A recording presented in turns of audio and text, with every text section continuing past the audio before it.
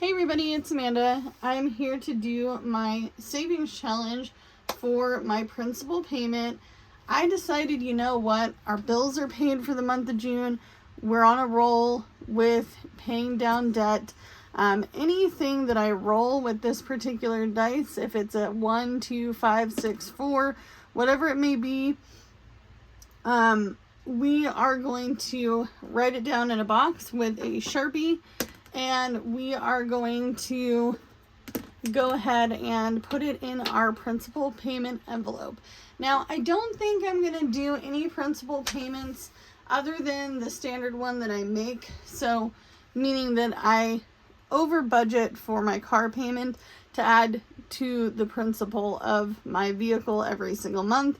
If you're wondering how to make a principal payment on your car loan, you need to contact your specific loan carrier, holder, whomever that may be.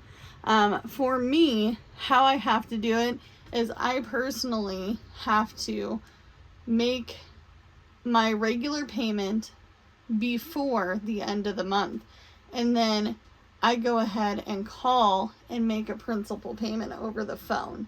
It does cost me a fee, but you know what? It is what it is, and I really want to try to pay this car down. If I can get my balance, which is a total of $4,288.61 down to $10K before the end of the year, I would be absolutely blown away. Like, I think I would cry. I would just absolutely cry. So, let's go ahead and get started with this. I trust in you, besties, to do what works for you, because I am not a financial advisor, just so you are aware. I only do what works for me.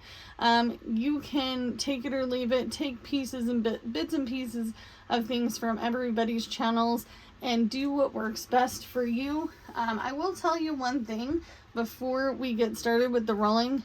Consistency is key, baby. So let's go ahead and blow a little motivation into this die, and we'll roll it. It's a 2. So we're gonna take $2 from our pile. I didn't count this because I don't know how much it is, and I don't really care to know because we're just doing our thing. So we're gonna put $2 there. I need my Sharpie. Should I do the thin one first? Let's see what that looks like. Oh, that doesn't look bad. Can you see it? I think you can see it. Let me double check. Because, you know, I only see what I see. Yeah, you can see that fine. You got this. All right, let's go ahead and roll again. Ooh, we got a 6. That's a big one right there. 6 will go into this. And you know what? If you want to create your own challenge that works for you, or maybe you have a roll the dice and you want to roll more than one die, why not? You can roll 2, you can roll 3, you can add them all together, you can multiply them, however you want to play. So we got another 2. Getting another low number is not bad, not bad. Let's go ahead and roll again. Woo, that was a foul. Time out. That didn't count. That was a foul. Ah! Again. Okay. 5. We're gonna put a 5 towards this. All right, let's go ahead and roll again. Adding some luck on there. You want to blow on it? Blow on it. Okay. Oh my gosh, we got a 2 again. All right, it's time to switch it on up. I think I have another die here. You know what?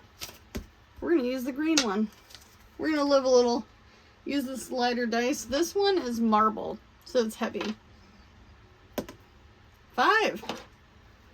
Got lots of 2s and 5s today. So 1, 2, 3, 4, and 5. We'll go ahead and stick that to that. We'll reorganize this a little bit. That way it's not chaos when we go to figure out how much we have. And you know what? I think today I'm just going to go ahead and finish that row off, because you know what? This debt is going to go down. So let's make sure that we have all this put aside. Let's go ahead and roll one more time. Adding some luck in there. 1. Ah, we got a 1. So 1. Whoop. It's a terrible looking 1, but it works. And then we got another 2. So we're going to add $3 into this. So 1, 2, and 3. And then we have $4 left over. I'm going to just put this aside and we will use it in a later situation, either in sinking funds or in our end of the month plan. You don't know what the plan is. Only I know what the plan is, and I'm excited to show you what that plan looks like. So, in total, we saved 5, 10, 11, 12, 13, 14, 15, 16, 17, 18, 19, 20, 21, 22, 23, 24, 25. So we saved $25 in that. That's a lot more than I anticipated having over here on the sidelines. So how I'm going to work this is I am going to write, let's write on the top, since I left this little section up here. Oop, I bumped the camera. So payment on July, we'll say 29th. And that's how we're going to do it. So that means that on July 29th, we are going to divvy out all the money in this particular savings challenge, and we are going to put it towards a principal payment.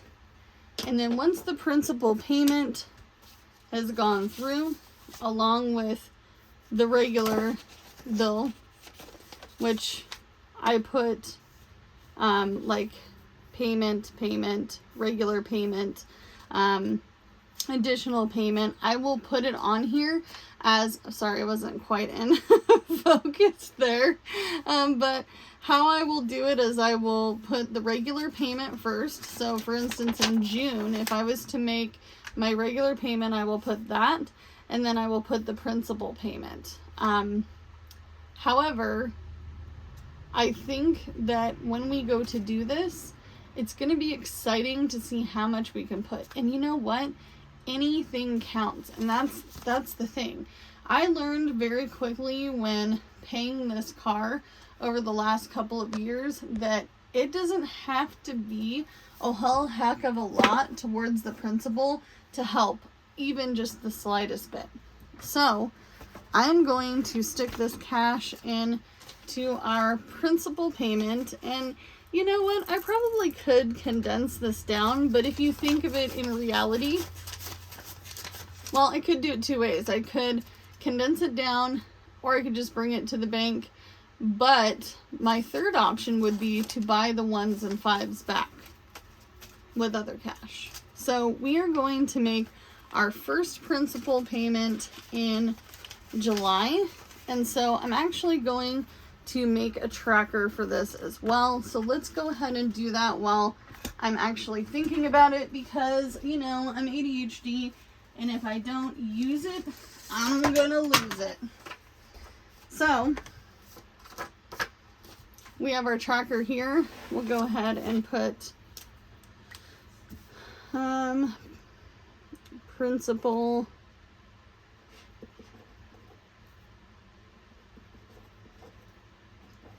payments.